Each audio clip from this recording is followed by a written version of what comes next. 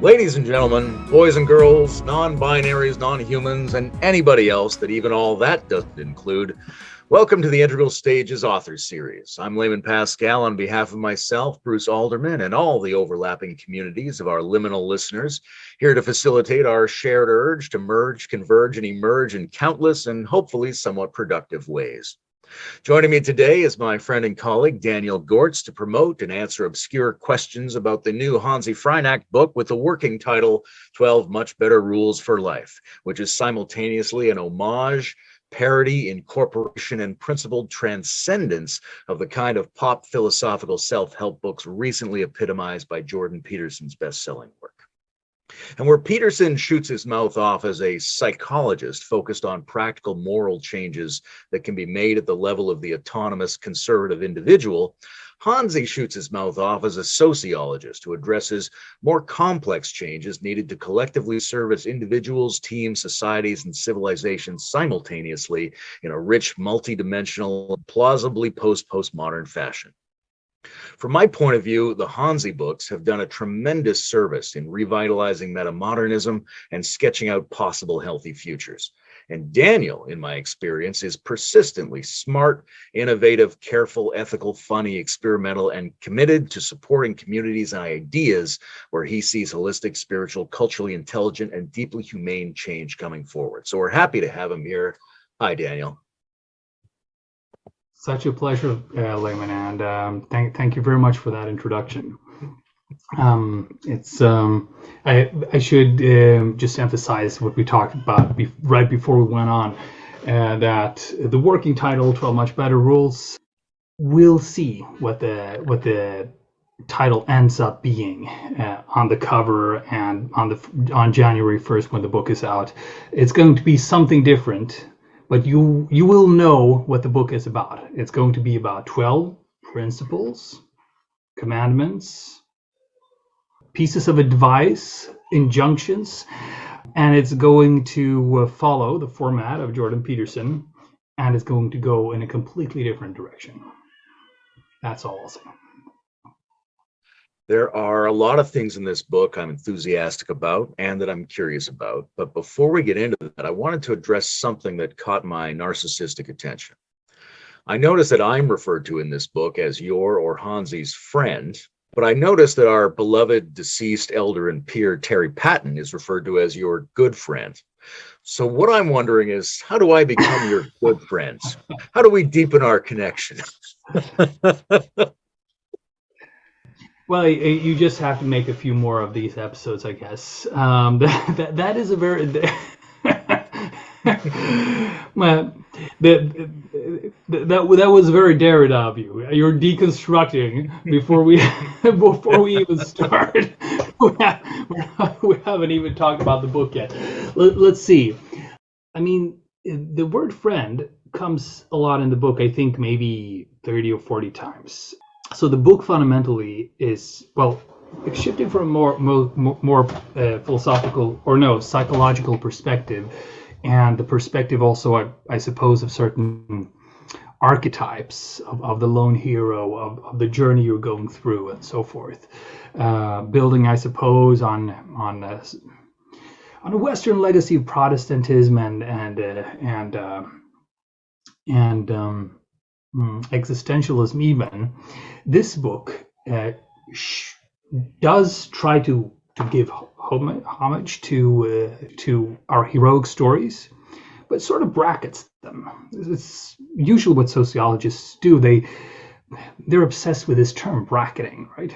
That you bracket a certain meaning, a certain way people are talking about things, or a certain use of symbols, for instance, or a certain social context, and you try to view it from you try to view it from other angles, right? And the individual here is bracketed, or the individual hero, and instead the story moves through yourself, deconstructing your own heroic self, and so forth. It challenges you a lot, the reading. It ends up in something more akin to creating a team, right? And in the team, in the team, there are, or the meta team that's being discussed, there are relationships that are both deep and spontaneous at the same time. So it's funny because we never met in real life, right? But just because we have so much shared sensibilities, we don't always agree, but we tend to have shared sensibilities. There are so many common points of reference and contact, and so many common friends that we speak fluently to one another, so that the moment we decide to work together, it's like we go from fluid to crystallized matter in a split second, right? Doesn't always work out. Then we can go back to fluid, and we usually don't even hate each other afterwards, which is interesting, right? So the reason that friend is used liberally and generously, but also sincerely in the book about all of these different contacts, is to emphasize this quality of friendship that we are cultivating together. And the quality of friendship is the best thing that can beat capitalism. If we think about it, capitalism, it would be when our exchanges are subject to a logic of monetization or financialization, financial exchanges, which isn't bad. I mean, it purifies relationships a lot. It makes things very clear. I paid you to give me 5 cakes. You came only with 4. You owe me 1 cake, for instance, or whatever else it says, right? And friendships are a lot more ambiguous, but because they're a lot more ambiguous, they're also richer, right? So I think the question isn't really how to become my friend better. The question is, if we follow these 12 injunctions or principles or commands, that I believe that there is a strong case to be made for us creating more of that quality of friendship, enriching us transpersonally, so to speak, which then means that the moment you and I meet, we're already in a richer fabric, as it were, of, well, just honesty, idealism, shared goals, possibilities, ideas, and so forth, which makes it just easier and more fun to start playing. Now, but to get really practical about what you asked, Terry Patton versus you. Okay, so it's much easier to speak well of the deceased. So basically, to be, and I think Terry Patton is alone with being a good friend in the book because he recently passed away. And yeah, I remember him very fondly and I miss him. Yeah, so I suppose you have to die. That's all you have to do. All right. Good answer. Good answer. We don't know who dies first, but you can promise me the same. I can be your good friend if I die, right? You will be my good friend when you're dead. I promise. Yeah. Okay, let's come back to the themes of the book, and let's start with Peterson, because that's the launching point here. I think this book is admirably complex in how it responds to my fellow countryman, Jordan Peterson, because obviously he's not popular for no reason. There are things of value there, and yet there's limitation in his ideas and his mood and his self-presentation. So from the point of view of you, from Hanzi, from the book, what are the valuable things about Peterson's 12 or 24 rules, and why are they not sufficient as a way of life? Yeah, I mean, one thing we've sort of already discussed. It's from a psychologist perspective. It's from individualist perspective. Starts from yourself, goes makes larger circles from there on, and that is real interesting. And it is, I suppose, the conventional way to think about things, to think about responsibility.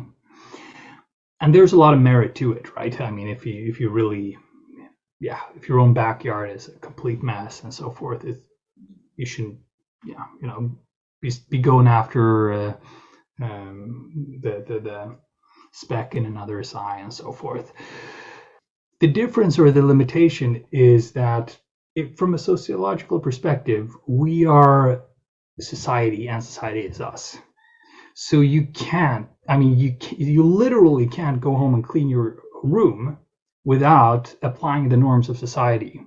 One of the first things all of the classical anthropologists and so forth, they teach you is to understand a society is to understand what they think is pure and impure. That means to understand their norms. When you start cleaning your room, you will start applying the norms of society. You can't do anything. You can't even kill yourself. But that was one of the basic one of the very first sociological classics was called suicide, right?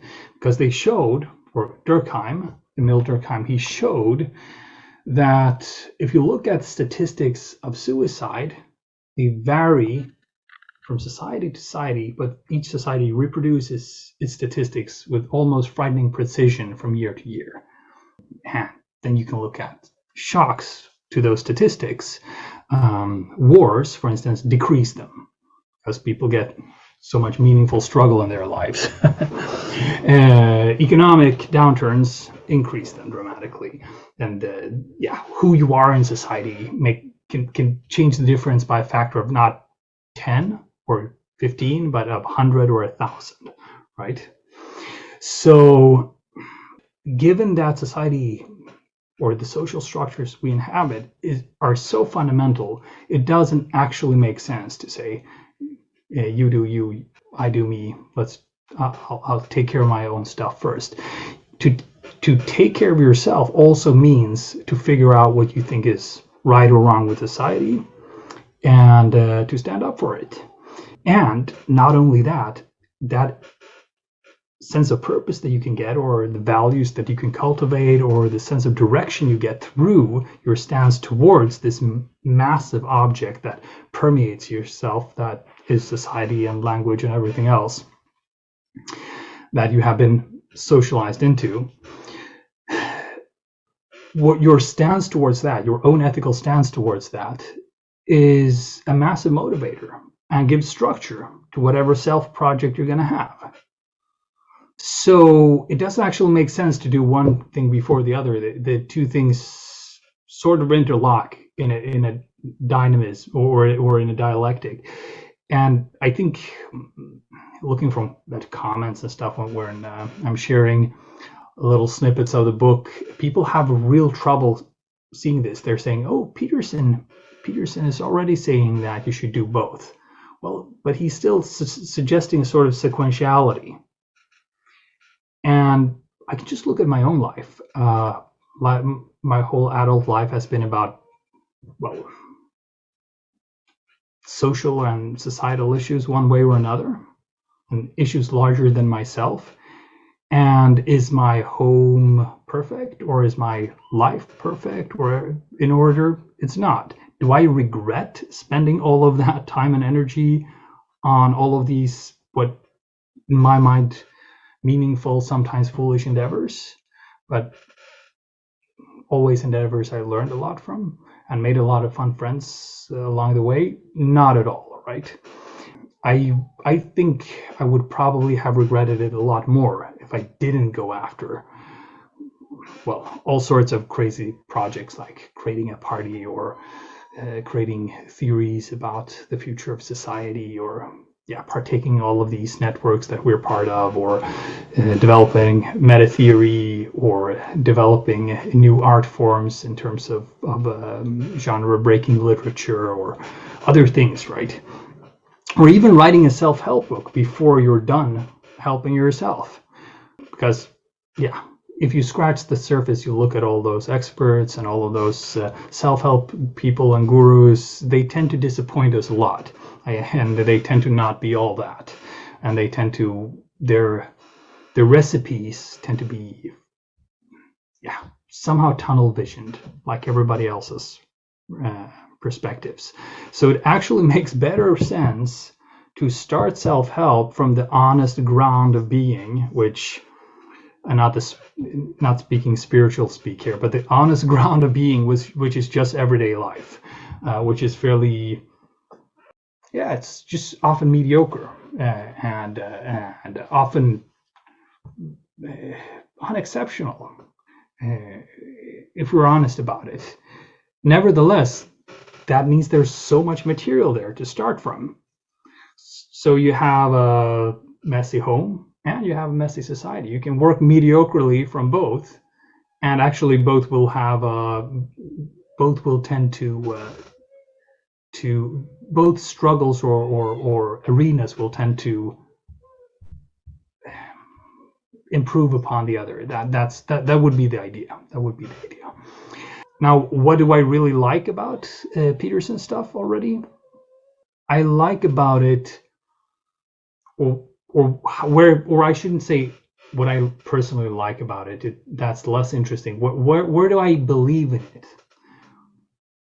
So I have friends who are my own age, 40s, and the late 30s, early 40s, and just haven't gotten around to creating an adult life. Worked a little here, worked a little there, been out of a job, been out of a relationship, had health issues, etc., etc. And at one point or another, they regret that they didn't take their life more seriously, that they wasted too much time. For people like that, Peterson's rules, get back to the basics, just Protestant work ethics, appreciate the little things, accept that there's going to be a certain level of suffering, sacrifice things now for a greater, for better results later, shake off the whatever trend is pressing itself on you, or trend or latest political correctness thing that you've been caught up in, and just do real work. All of those things are, and of course, tell the truth. Makes a lot of sense, right? For people in that situation, and there are a lot of such people, I would recommend Peterson's books over my own, because I frankly think they wouldn't be so helped by reading the next Hanzi book here. They probably would be the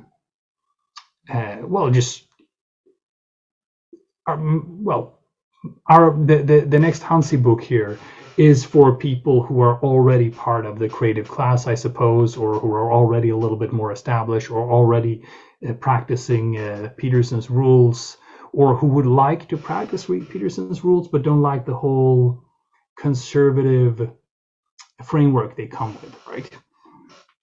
So something along those lines. There's a complementarity as well, and not a pure condemnation of Peterson's work. The condemnation of Peterson is more on the political side, that I think there are movements that I would like to see coming in the world that I could make a huge difference. And I see Peterson and the trend that he has started or strengthened as largely a distraction from that trend. That's the main problem with him, I say. You mentioned the word mediocrity a few minutes ago, and it seems like one of the underlying proposals of this book is that we should be focused on maximizing the upper range of the middle range of experiential affective tone. We don't want a misery spiral or flat blandness, but we should be less concerned about peak experiences and superflow and epiphany and unconditional experience, and much more concerned about the positive range of ordinary experience. So what is, for people listening to this, what is sublime mediocrity? And why shouldn't we be super focused on trying to make ultra deep, super smart, visionary ecstatics at any cost? So it's a good question. I mean, I'm not against the super ecstatics, right? I mean, reading Jamie Will's stuff, for instance, he talks about the stir experience of selfless, timeless, effortless, and rich, right? Rich flow experiences, where you get much more out of each moment, because life or time sort of slows down when you're really in the flow of something. And there is a continuity with those high or peak experiences with transformations of everyday life. There is. However, looking at my own social environments, I see a lot of people who are already exceptional, but nevertheless fairly dysfunctional. So that's why this self-help book is one for exceptional people or people who are already extraordinary to become a bit more ordinary, and reconnect with that side of life. And why does it matter so much? Because, well, if everyday experience is after all so damn common, peak experiences do fade for 99 point something% of us. There are a few exceptions. There are people who permanently shift their experiences of everyday life, and I don't think there is anything in these 12 commandments that would take another direction for them, or that would contradict their life or experience. What I do think is true, however, is that we also see around ourselves people chasing the next really high experience, or really wise teacher, or huge breakthrough. And in between, there are a lot of hidden stuff that you're a little bit ashamed of, and you're not showing on Instagram or Facebook or reporting in. That has to do with financial stability, that has to do with emotional issues that you might be struggling with, that has to do with social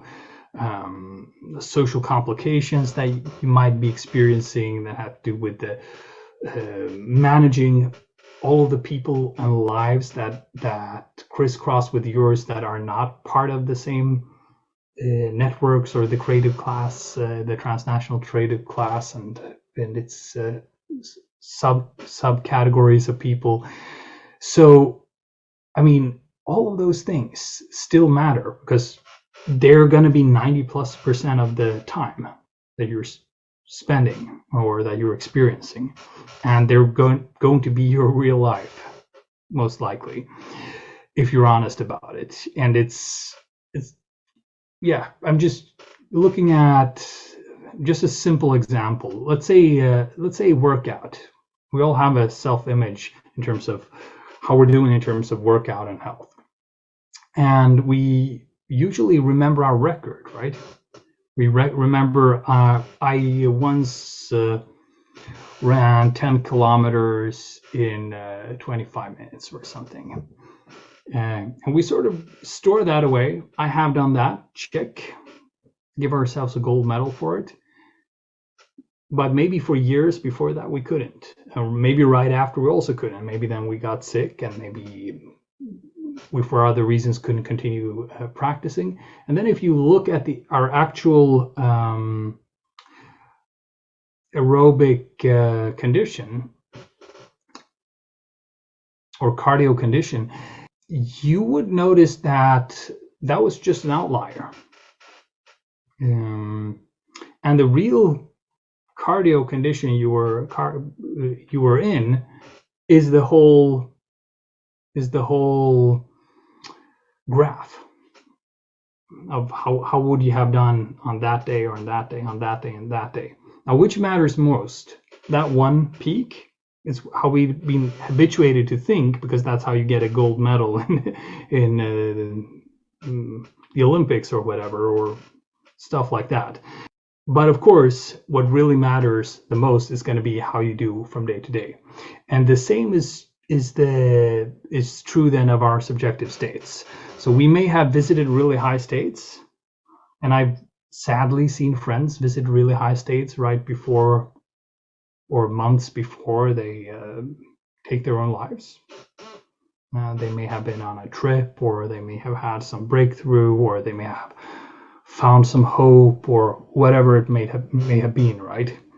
But then it wasn't sustainable, and the only reason they could feel in such a high state for a while was maybe in contrast to the suffering, or because they were forced to deal with such powerful suffering that once they did so successfully, they were catapulted really high up, right?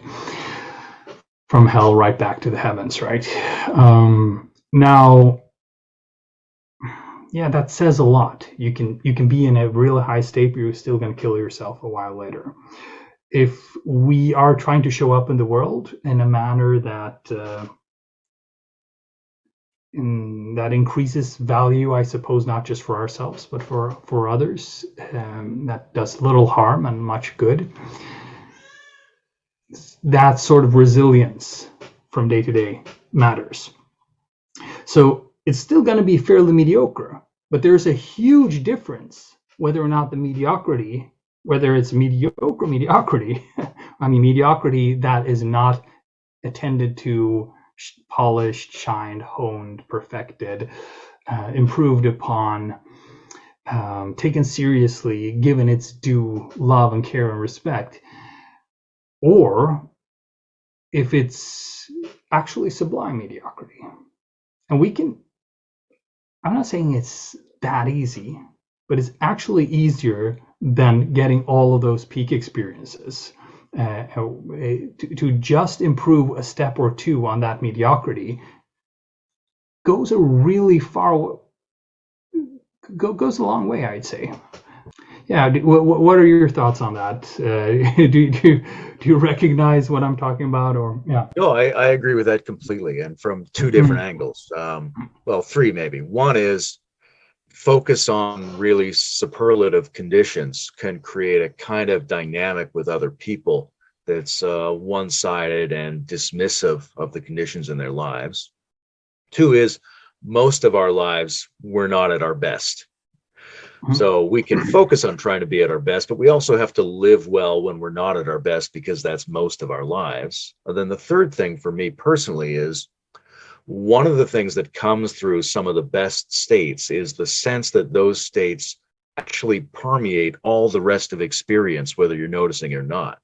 So I think one of the key points around non-duality is your experience of duality actually is the non-dual transcendence that you were looking at during that peak. And so it has to be embraced on that front. The first commandment in this book is to live in a mess. There's some fun considerations around maybe Hitler had a very clean room before he tried to change the world, but maybe Einstein worked with his own particular creative clutter. I'm curious, what is the dirty side of cleanliness? What goes wrong in people's attempt to combat cleanliness? And what are the liberating possibilities of filth and mess? Yeah. All right, good question. Well, first I should point out that the rule comes with or the commandment, I should say, comes with a qualifier: live in a mess moderately. So a moderate mess is many times preferable to complete order. There are many reasons for it. First of all, just being in a mess trains you to think creatively.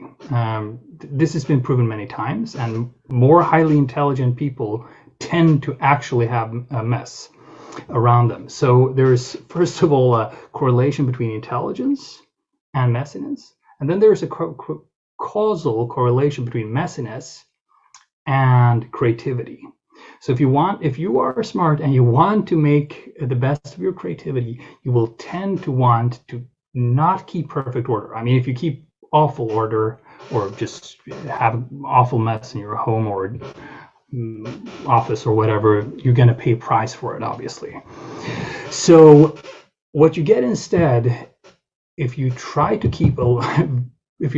be cleanly and tidy at all times, and this has been empirically proven, or at least empirically suggested through many studies. I mean, psychology and social psych is a fairly weak science, so you'll always have to take everything with a grain of salt, and a lot of the studies are going to be overturned. But hey, what you can find out there, right, is that they do things like they have a sheet of paper with a survey how harsh would you judge somebody who smokes or who watches pornography, stuff like that? They spray the paper sheets with Lysol. So it's a detergent, I guess. We don't have it here, but I guess it's a detergent in the United States or something. And the people who were primed with cleanliness, either with the Lysol or just by thinking about being cleanly, will judge people more harshly, right? So the cleanliness part comes with, or the view that you are clean comes with a mechanism that actually makes you more adverse to what is dirty out there, right? To what is impure, which also tends to make you more adverse to what you view as impure in your society. So if we do want liberal, tolerant societies that treat people kindly, we have to be very careful about diving too deeply into ideals of purity or ideals of cleanliness. There's a place for it, right? But there is also a place for messiness and even for filth, right? And I guess the book goes deeper in later commandments into this sort of filth. But I think even the future of religion is a religion that can deal with transgressing its own norms or its own boundaries or its own what it views as sacred, right? And that in and of itself can unlock certain religious or certain spiritual potentials, not least in everyday life, right? Not least in mediocrity. If you want to see God in everything and you're obsessed with just keeping everything clean and neat all the time, you're likely to miss a lot of smiling God faces in all the little crazy and quirky things around you, because you will be thinking about what's wrong with them all the time.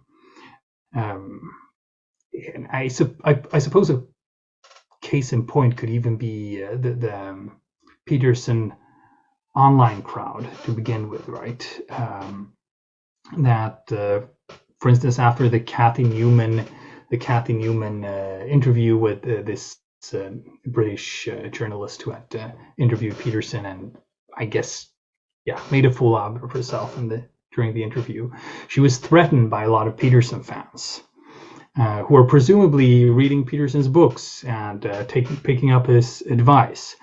So you could see that there seemed to be a real correlation between people following Peterson's injunction towards cleanliness and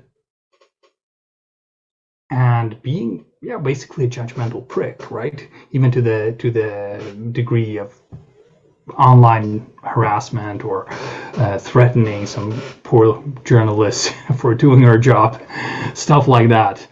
And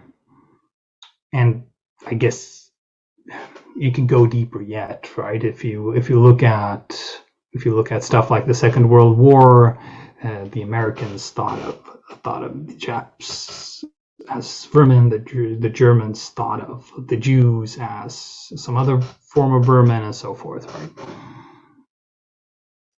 Okay, Lysol creates racism. Got it. Be careful. Commandment number two is "fuck like a beast," which is a very entertaining slogan. And it brings up some very interesting considerations, because if we take this conservative position that we have to honor and defend the sacred value of the West and Western civilization, well, that civilization has been the one that has spent centuries committed to anti-inhibitory psychotechnologies and allowing individuals to explore and express their sexual, emotional, and identity conditions, even if it makes other people confused and uncomfortable. That's part of the sacred mission of the West. So it seems like conservatives who idealize Western civilization ought to be in favor of more open, more messy, more irreverent, more indulgent sexuality. But that's a tricky balance to get right.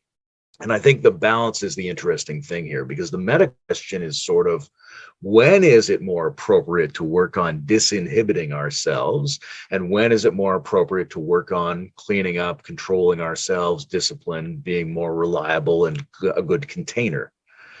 How do we get those optimal, or as close to optimal as makes a good life? Yeah. It's an important balance to get right? And the chapter struggles to say, well, let's first say what didn't exactly work, right? Wilhelm Reich stuff really pointed out that, well, we have these armors, we're stuck, and then there came therapies that came out of that. But they were really, really optimistic. They thought you could just, you could just release sexuality out there. And then France in the 70s, with the intellectual left, that are all of those names that are today the heroes of university life. They wanted to remove consent laws or age of consent laws, right? So that kids and adults could have sex, right? And that's also a fairly dangerous path to go down. And or people try to create communities like Osho's community, for instance, Rajpushnam, whatever it was called, right, in Oregon, and yeah.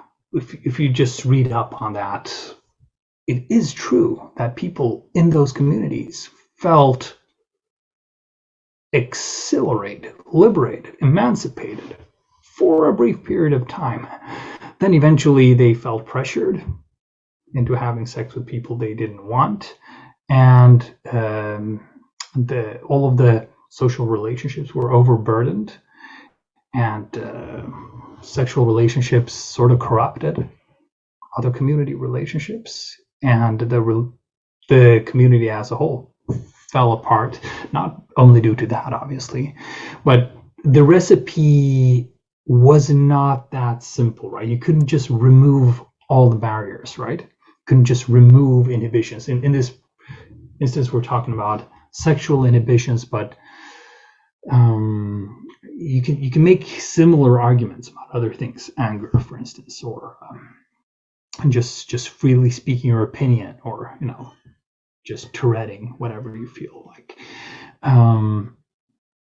Or even for that matter, eating whatever you want, right? So if that's too far out. But on the other hand, we see a vast and huge tragedy in everyday life. If we're honest with ourselves, I mean, it's just the case that we tend to feel pretty locked up. And I mean, the signs of this are everywhere if you think about it. One of the favorite ones, my favorite signs, is that basically every pop song out there is going to be about somehow breaking through your inhibitions and I finally feel alive. And why are we so obsessed with finally feeling alive? Well, probably because everyday life is some sort of jail to us, right? So that's interesting. So if everyday life is some sort of jail to us, some sort of prison that locks up emotions, and then we pay a huge price for those emotions being repressed and getting stuck in our bodies, and then we can't even breathe right or talk right, or can't even use our voices right. We can't even formulate what we want because it stops us even before we've formulated our wants and needs clearly to ourselves, right? It's that basic, the inhibition, the mechanism of inhibition. Like, okay, it's an intimate prison to that extent. Well, where is this prison coming from? It has to be from one another. It has to be, because fundamentally what's stopping us is the reaction of other people. And that means we're on both sides of this. That means, so it means I'm the prison of you as well. Sartre said I. The other is hell. And that's a bit of an exaggeration maybe, but there is something to it, right? That something about being with other people inherently means that oftentimes we will need to limit ourselves. So of course, there are fairly obvious things that have to do with, let's say, sexual selection. Let's say 5 men want one lady, the lady selects one of the men. They all know each other. Of course, the other 4 are gonna have to suppress and not act on wanting the lady, for instance, and pretend like it's raining. Just part of life. But how that is managed, and many other situations that are full of emotional exchanges and so forth,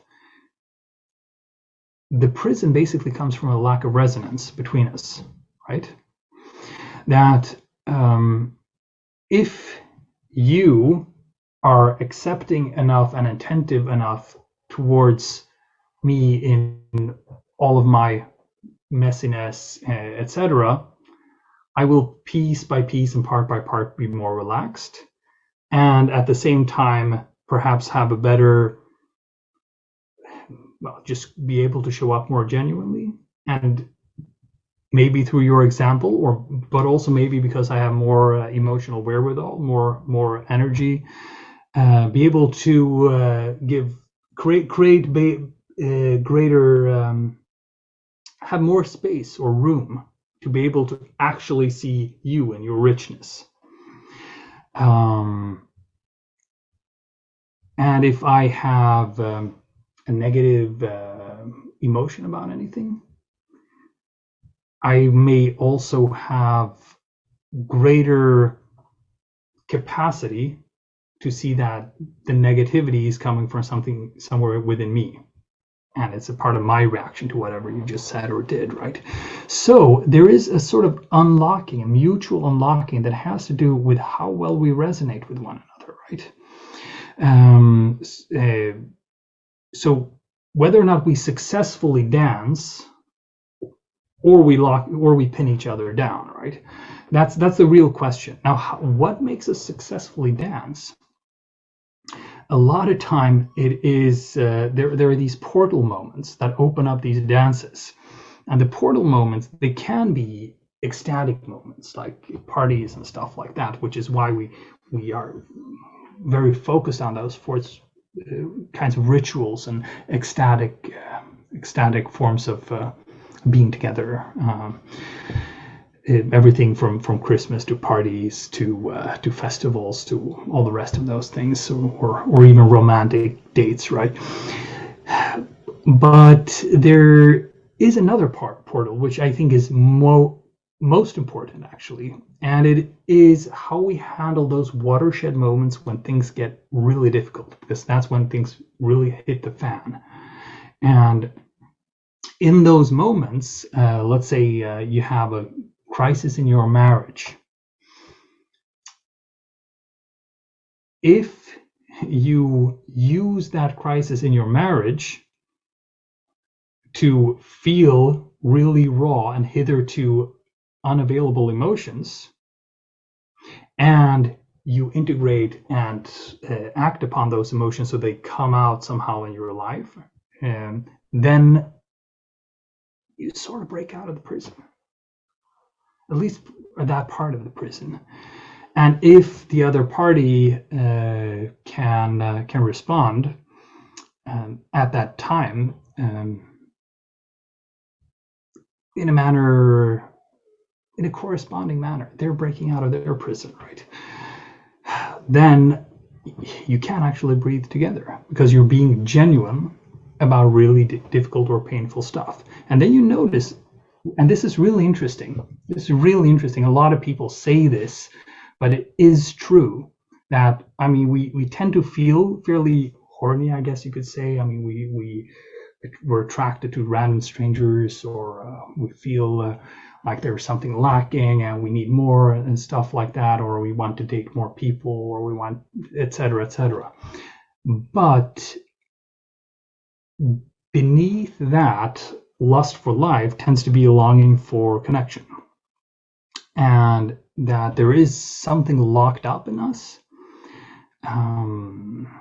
that is just failed connection, and that the hunger or the beast is very often that failed healing, failed connection, right? So ironically, we're usually looking for our opportunities to fuck like a beast, feel really alive, right? In the wrong places. We're looking in the pop songs, we're looking to the parties, but we should actually look to our traumas, and particularly, be excited when really bad stuff happens in our lives, because then there's a moment to get forced all the way down to your real core and most genuine and real emotions that you haven't had the opportunity to feel in a long time. And there you can unlock them and make them a real part of your life, and then you feel alive again. And when you feel alive again, it becomes easier to genuinely connect to another person, and then that is liberating to them. So it's actually sort of archaeology of the soul. If you really want the rock and roll life, we have to be really, really kind to that inner child, and be very aware that, I mean, just to put it simply, if it was the case that going to Ibiza and partying your head off was actually transformative to you, we would be seeing a massive transformative movement forming around Ibiza or Beverly Hills or Miami or whatever, those party places, which we don't, right? And the reason is, you just get empty pleasure, right? And the real pleasure has to very often go through the pain. But if you do get to those real emotions, then you can actually steer your life in the direction. There are no guarantees, but steer your life in directions that satisfy real and deep needs.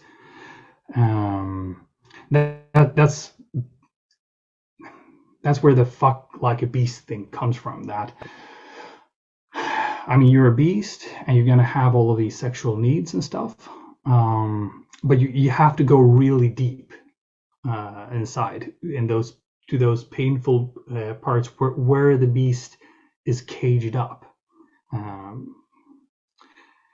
then the resonance that can come from that is the emancipation, I guess, right? One of the things that came up for me reading this book were some questions around nihilism and self-destruction, because in one area you talk about sort of Hitler and the Nazis being able to succeed at a lot of Peterson's rules, but still fail because their map of the world is inaccurate or insufficient. Their model of reality won't get them from where they are to where they want to go.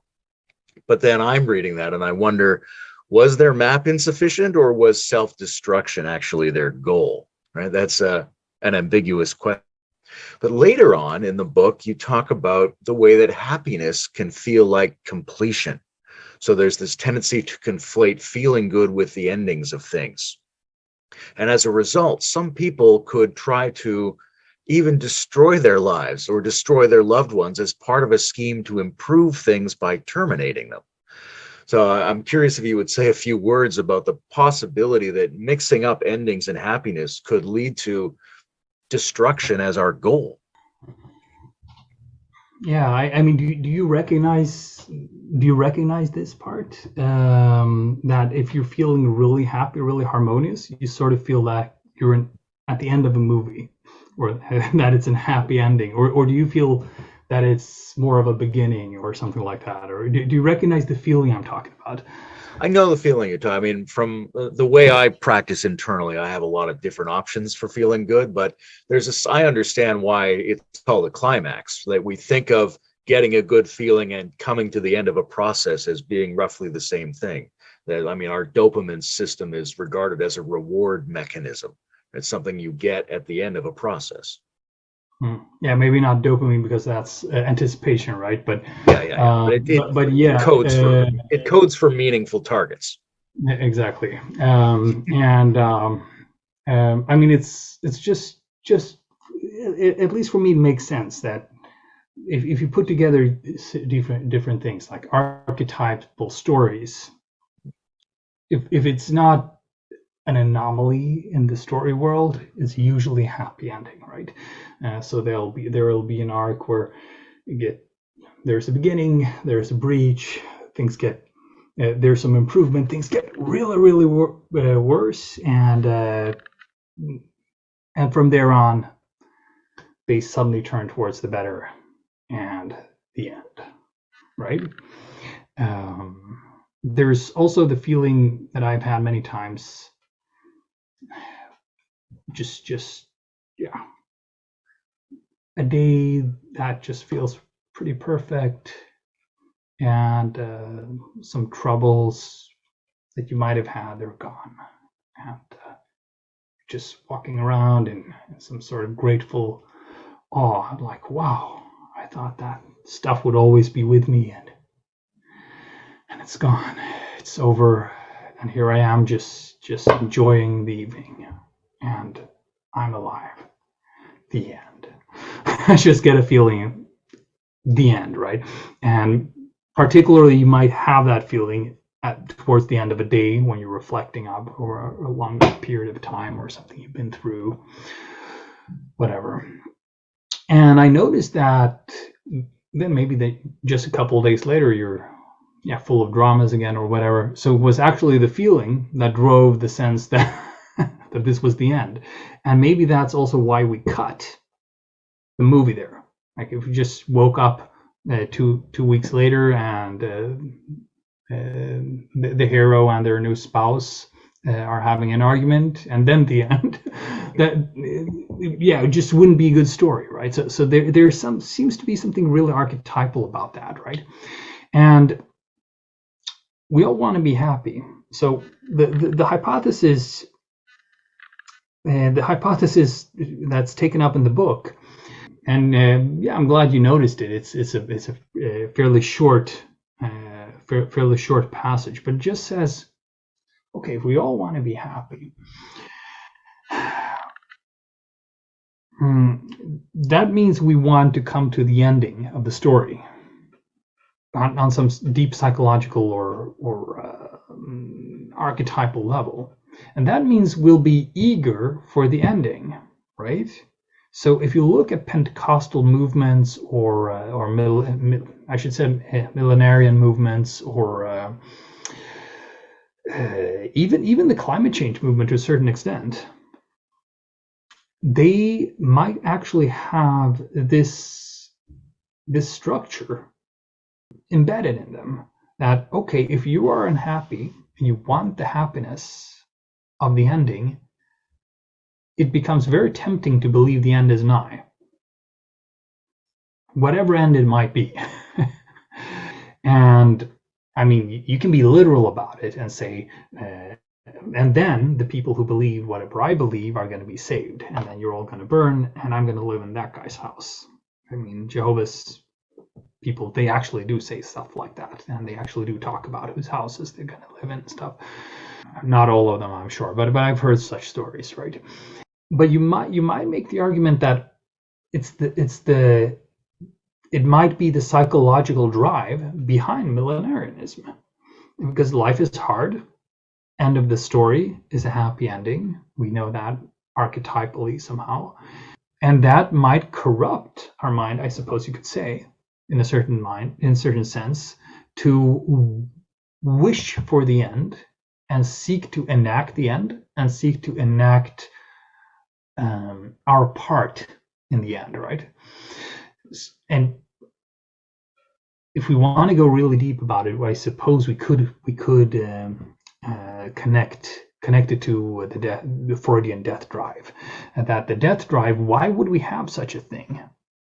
Maybe to bliss out. If this connection is very integral to how we function, maybe there is a bliss out button in how narratives are weaved, where ending and bliss are connected, and the ultimate ending, of course, is going to be death. And for that reason, we might want to end or destroy stuff.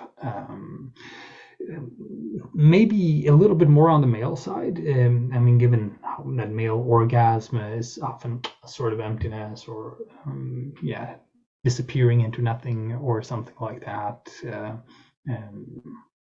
It's a really interesting area of speculation. It is. It's not super central to the book, but the point is made simply to support the argument that a feeling needs to be brought to its end, and it needs it to be interconnected with its narrative. And failure to interconnect narrative and feeling can lead to perverse manners of doing it. For instance, in millenarian religion, then, I suppose. Okay, 2 or 3 more questions. Many of the benefits associated with meditation come directly from exerting prefrontal cortex control on basic processes like attention and sensation.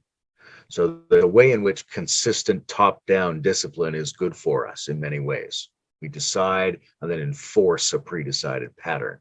And you talk in the book about, making sure to just do your physical exercise every single day, no matter how rigorous or not rigorous it might be in any given instance. But on the other hand, there's a whole chapter devoted to quitting as an important skill. So when is it more important to exercise persistence, and when is it more important to exercise renouncement? Good one. The quitting chapter, I should say they're in slightly different domains. The quitting chapter is about evaluating social relationships usually, and the persistence part is a suggestion in a larger scheme of practicing or just exercising the body mind, right? And it was particularly on the side of if you go into weightlifting and stuff like that, it's usually a good idea to have a routine, right? So of the two, however, one is the deeper one principle is deeper than the other, and I would say it is quitting, because you can always start anew once you quit. However, if you persist in doing something dumb, you don't get a second chance. So by and large, the deeper if you need to be good at one of those two things, being persistent at something that's useful, and being quit stuff that is not useful or that is harming you or others, then it's more important to practice quitting. And quitting takes practice. That's an important argument in the book, and that's why we should be pretty dogged about quitting little things. So when bigger things show up that we have to quit, we can do it. And this is just looking at my own life. There are things I'm really grateful for doing, and on the top 5 list or something like that, it's mostly tough decisions that I've taken to quit stuff that wasn't working out. Whereas in terms of persistence, I can thank myself for things there as well, but you could always switch it out for something else, or so I guess you could even make a fractal pattern out of it. You quit stuff that isn't working, but by chiseling away at stuff that was not the good things you needed or wanted, or that didn't serve you and others, then it becomes clearer and clearer what you need to commit to. And if you have made a mistake, then you will have, and you then commit very much to something that turns out to be a huge mistake, then you will have needed to build up your quit muscle even more because of all the sunk costs and all the hopes and expectations you will build up around your false assumption there, right? But basically, if we imagine, if we imagine quitting as chiseling away, right? So eventually we get a clearer picture or shape of what we're trying to achieve, and then we know not much better what to do. That would be the principle. Quitting sort of comes first, but they're yeah. Yeah, I think it's very very empowering to think of quitting both as a skill and as a form of life sculpting. There is, if I remember correctly, the book says the most important rule in the book, the rule to rule them all, is healing with justice. And that's immediately gets my attention. And one of the reasons is that advocates of integrated thinking are often critiqued for not foregrounding integrity in their lived experience. And there's an interesting point in this book, which is that the other virtues kind of lose their virtue if they aren't anchored in justice. So that's a fascinating argument. And the question becomes, how do we do that? How do we increase our likelihood of evaluating things justly? And how do we become more capable of acting on our evaluations of justice? Yeah. So that is a really, that you're right. This is close to the heart of the book. The book sort of has two hearts. It's this and the forgiveness part at the end, and it works through an arc that tries to hit those two spots as clearly as possible, interconnect them, right? So all of the book up until that point, this comes fairly late. It's the eighth commandment is heal with justice, and all the book up until that point is some sort of preparation for that. It becomes, I mean, if you're enmeshed in social relationships that are not serving you, and you don't even know your boundaries to other people and so forth, you need to quit those. Otherwise you can't have your own voice. If you haven't busted your own depositories of shame, guilt, stuff like that, if you haven't wrestled your own deepest fears, it just becomes difficult to think clearly in terms of justice. So why is it important, right? Why do things have to be just to be right? I'll give a simple example. So right now this huge trend is out there on the internet, and it's about narcissism and gaslighting, and it's a kind of a pop psychology, like sort of dark pop psychology, that basically tells people that you should be aware of gaslighting. You should be aware of all of these narcissists out there, right? And the narcissists are basically evil people. Not saying that pathological narcissism doesn't exist in the psychiatric sense, but here it is being popularized, and the narcissist, there are all of these different videos you can watch describing how narcissists function and how they trick you or lure you in, or how they manipulate you to believe that they care about you but they don't actually, and so forth. And you have the same thing with gaslighting. And I was looking down the list just earlier this day. A very, very intelligent man who should know better shares on Facebook, I know all this from experience, this gaslighting thing. And he shares a meme with the descriptions of what a gaslighter does. So it says, they will tell you you were wrong. They will tell you you were too sensitive. They would tell you that you are falsely accusing them. So basically, all of those things, there was a long list, right? But if you run those things through your mind, it's like, what if you're the unreasonable person? another reasonable person would say exactly all of those things. Like, you are overreacting. I never said that. That was a joke. All of those things seem entirely reasonable if you were actually overreacting and you're actually blaming them for something they didn't do.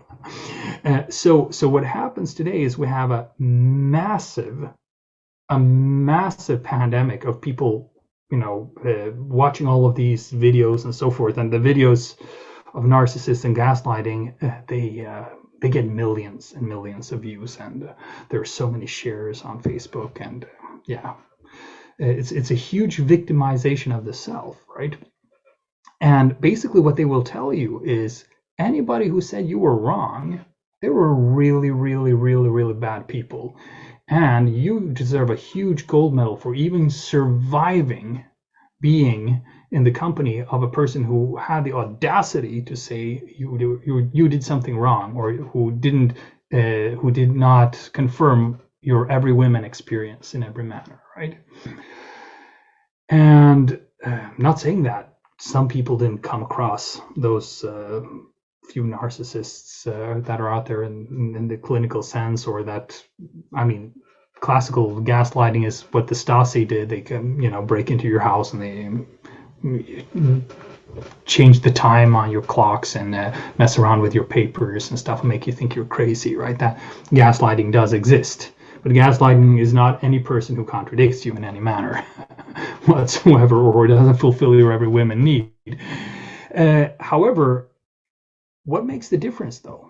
What makes the difference? The whole difference is whether or not you were right in some larger scheme of things. Like, let's say you were actually right that they were lying, and they were accusing you of something, and you were not being oversensitive, and you were actually having reasonable demands. Then yes, in all of those cases, that would be gaslighting.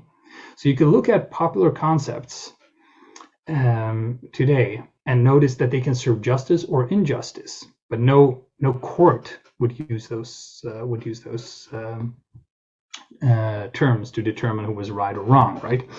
So instead, before you apply all of those diagnostics that we're being taught to use these days, or before you apply the diagnostics of, let's say, woke culture with racism or anything else, just look at what's reasonable, what's proportional, and how would you know that, right? Well, the classical Greeks mythological image had it down, right?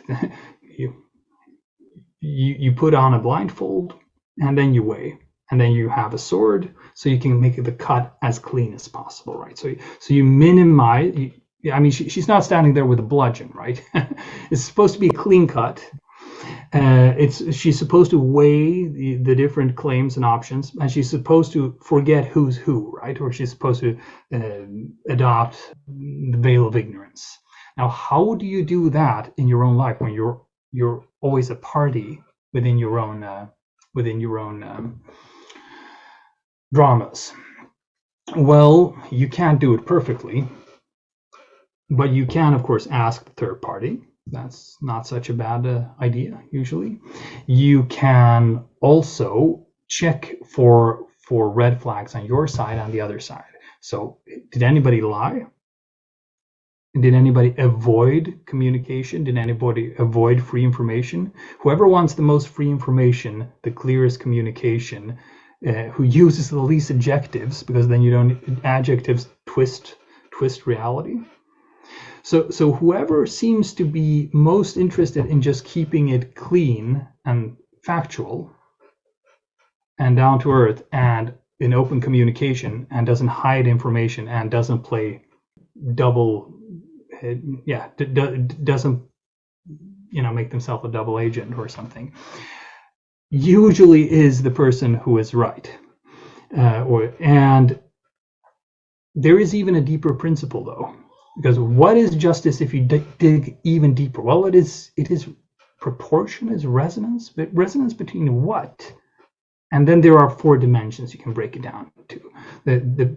We all know that cognitive dissonance is not when you have justice. So cognitive dissonance, they say, is when your thoughts and your emotions don't add up. They contradict. Okay, fine. But or your values maybe and your behaviors, right?